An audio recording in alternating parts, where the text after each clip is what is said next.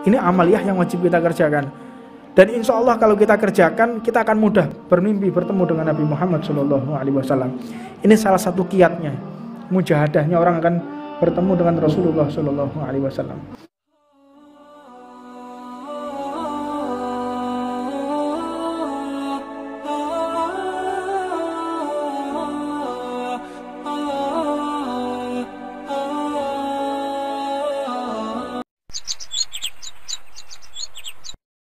Bismillahirrahmanirrahim.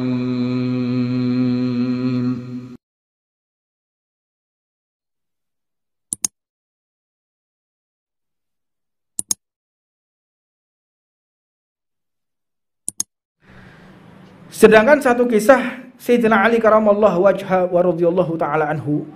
Sayyidina Ali karamallahu wajha.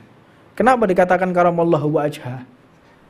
Kenapa? Karena Sayyidina Ali ini tidak pernah sekalipun melihat auratnya. Jadi tidak pernah tahu auratnya itu seperti apa mulai beliau balik sampai beliau wafat, nggak pernah tahu. Lah kok ada orang yang tahu beliau ini nggak pernah lihat auratnya? Yang pertama dalilnya, beliau ini pernah ditantang oleh seorang Yahudi. Ditantang oleh seorang Yahudi yang meneliti kehidupannya Sayyidina Ali. Engkau adalah seorang jagoannya umat Islam, seorang pemuda jagoan.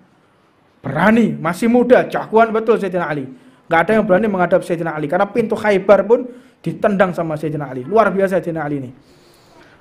Maka, ayo engkau bertanding atas nama agamamu, demi kehormatan agamamu. Berani Sayyidina Ali.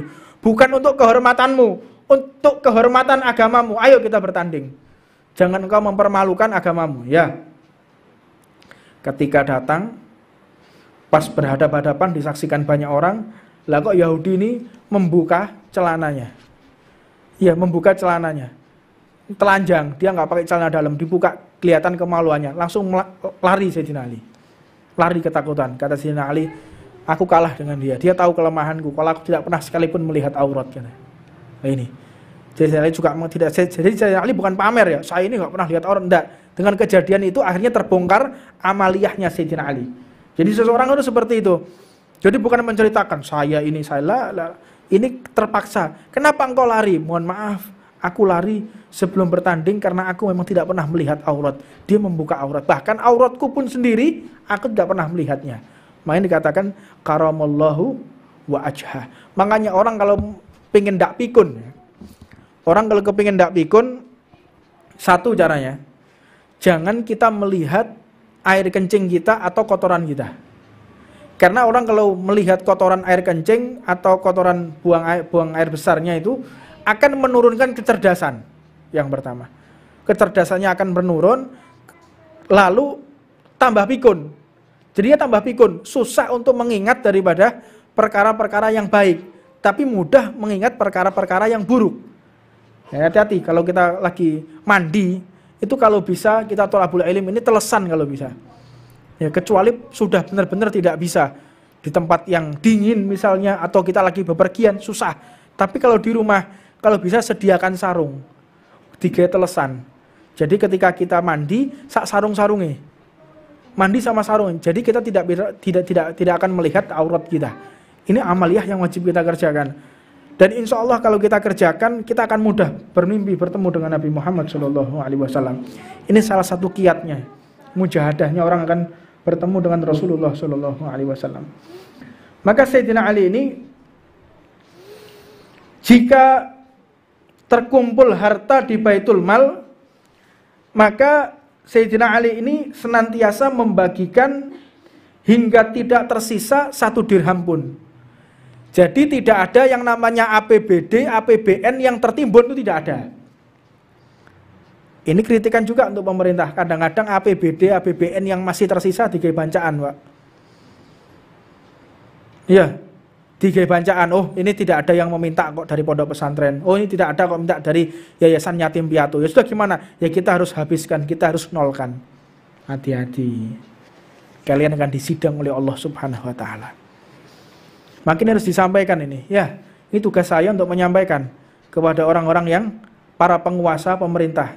Ini tugas saya menyampaikan apa yang telah disampaikan oleh Imam Abdullah bin Alwi al-Haddad. Jadi tanpa sensor ini harus disampaikan memang. Mau suka tidak suka, ya ini keadaan kita. Kemudian Sayyidina Ali ini melakukan sholat di Baitul Mal tadi, di lumbung makanan tadi. Beliau sholat, setelah dibagikan tidak tersisa 1 dirham pun, tidak tersisa satu biji gandum pun, tidak tersisa semua yang harus dibagikan. Beliau pun sholat dan menjadi saksi atas perlakuan beliau. Ya Allah, aku sekarang sholat dan menjadi saksi daripada perkara yang telah aku lakukan. Ini yang dilakukan oleh Sayyidina Ali bin Abdul Aziz. Makanya dikatakan juga ketika Khalifah Sayyidina Umar bin Abdul Aziz rahimahullahu ta'ala wa'ardah menjabat sebagai khalifah, beliau ini sering terjadi tangisan di dalam rumahnya. Jadi khalifahnya Sayyidina Umar bin Abdul Aziz, beliau ini mengatakan bahwa beliau ini termasuk orang yang termasuk khalifah, ya. Kalau seandainya ada khalifah Khulafaur Rasyidin, beliau ini yang ke-7. Jadi ada perkara yang mengatakan beliau ini yang ke-5, itu enggak mungkin. Beliau bisa menandingi Sayyidina Hasan dan Sayyidina Husain. Jadi masih ada Sayyidina Hasan, Sayyidina Husain, Sayyidina Ali Zainal Abidin, ahli baitnya Rasulullah yang meminum langsung air ludah Nabi Muhammad SAW. Jadi beliau ini khalifah yang ke-7 mungkin atau yang ke-8. Kalau seandainya beliau ini ada. Makanya khalifah ini zaman dulu tuh benar-benar jaya umat Islam. Dan jaya seluruh orang yang bukan Islam. Orang yang bukan Islam jaya, orang yang di luar Islam pun jaya. Karena apa? Karena dipimpin oleh mereka yang adil dan menegakkan syariatnya Allah Subhanahu wa ta'ala. Beliau ini seringkali membuat menangis keluarganya. Wahai khalifah, sudah tidak ada makanan di rumah. Wahai khalifah, engkau sekarang sudah miliknya umat. Engkau tersenyum kepada istrimu pun sudah tidak. Engkau sudah tidak bisa lagi untuk mendidik anak-anakmu. Dirinya semuanya untuk umat. Ya, saya kira gak Pak, jadi pejabat tambah makmur ya.